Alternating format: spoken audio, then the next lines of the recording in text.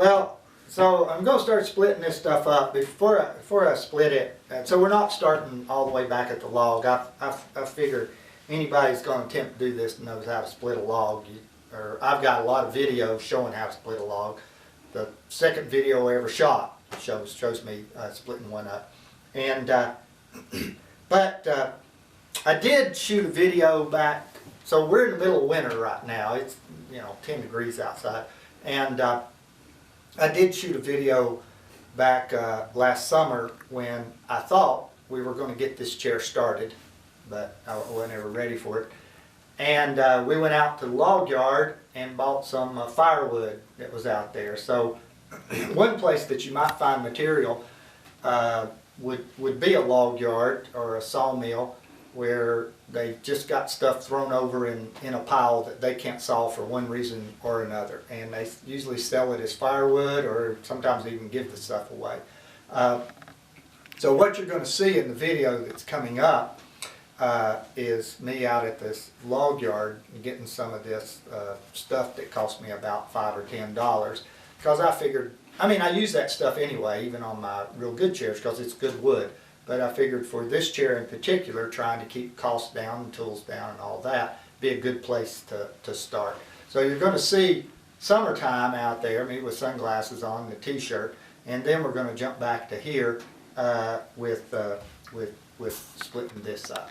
Well, I'm out here at the log yard, but what I'm looking at is cut-offs, firewood stuff. It's maybe where they cut off the log to make a veneer log and they got some left over or for some other reason. And so I found a pretty good piece of ash and a piece of red oak and another piece of red oak that I just had him haul over there. And we'll go over, he's going to pick it up with the knuckle boom and put it in the truck. But I wanted to show you, a lot of yards have a big pile like this that they sell firewood out of, and so you get the logs for firewood price, which works out pretty good. So,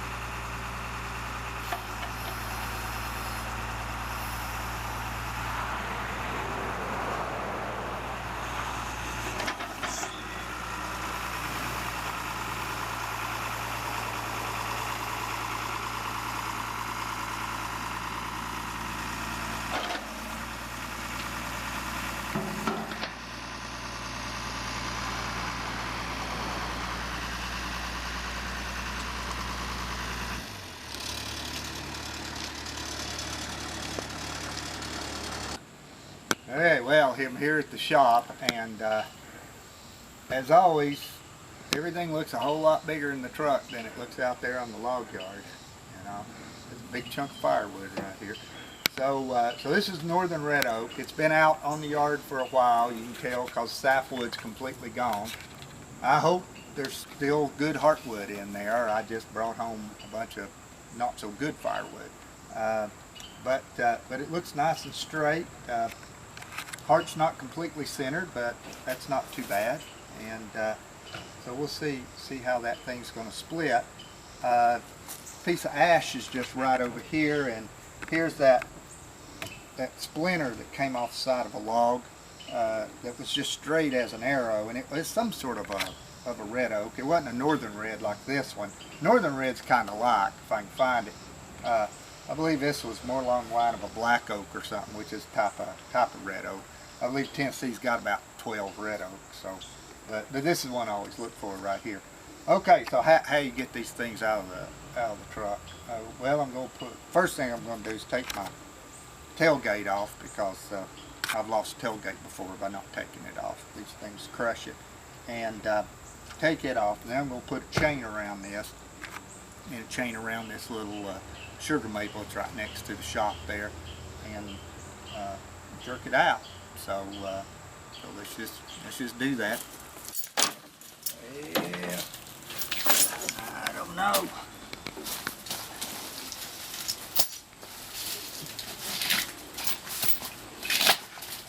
Oh yeah.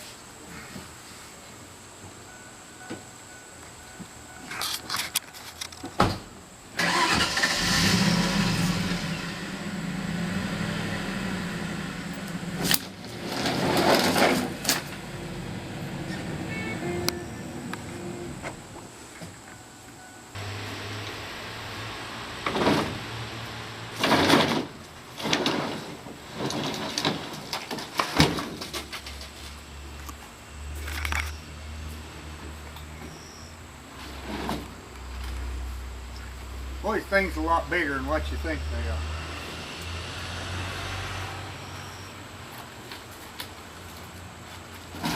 So you see that? See the way that split off the side of the log there? That's why I got it. It's perfectly straight. Now, a lot of checking going on though, because it's been out in the sun. And this ray plane doesn't check, but back over here where it gets the center of the log and it's showing the tangential plane, I'd check with you, and that's checked. I don't know how much good wood is in that. I might have just brought home firewood again. We'll see. Awful straight firewood.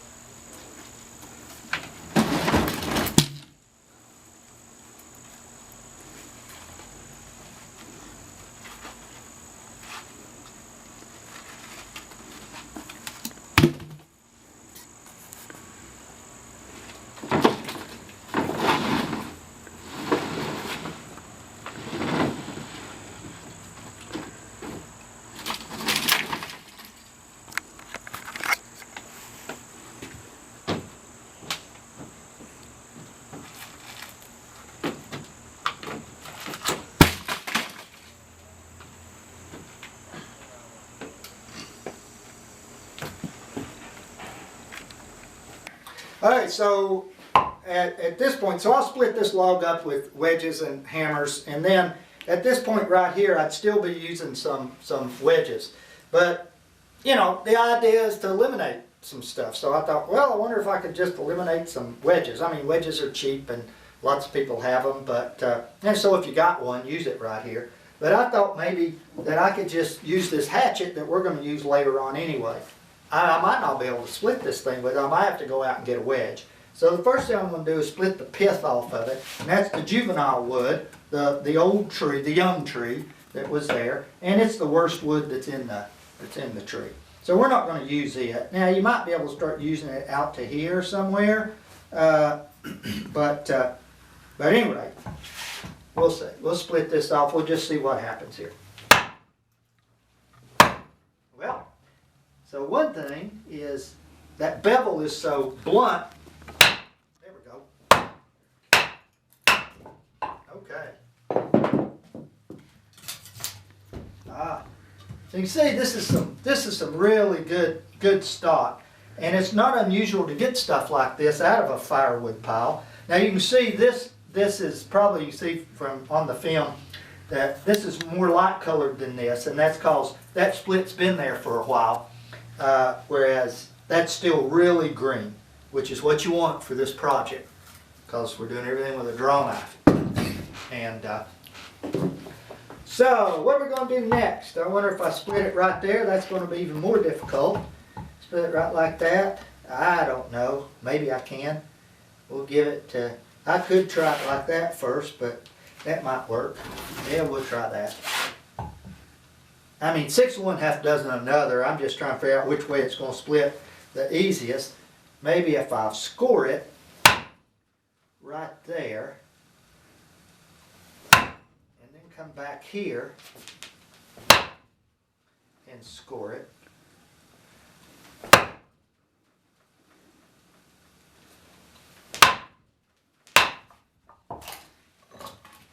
Okay. Well, look at that. Woo! That's nice stuff. So this is red oak. This is northern red oak. A lot of different kinds of red oak. Tennessee has 12 of them. And that's where I am, in Tennessee, if you didn't know. Okay. So now I can split off what would be a post or a leg or a stretcher or whatever. So let's split it right there.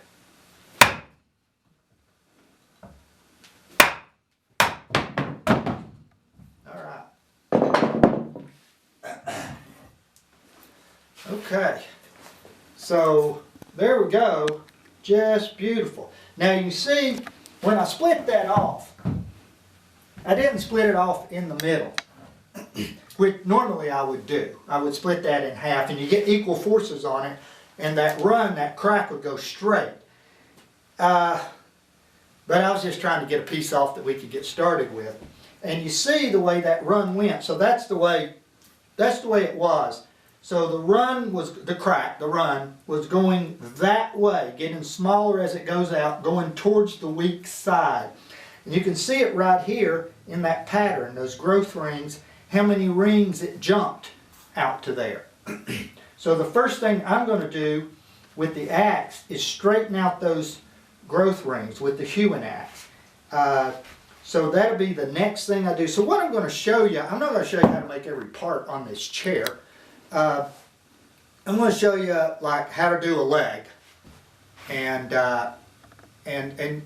you know, you understand that the posts are done the same way as the leg, and stretchers are done the same way as that. So we're gonna you know, I'll show you how to do a spindle, but I'll show you how to do a leg and a spindle. So so the first thing we're going to do is do a leg.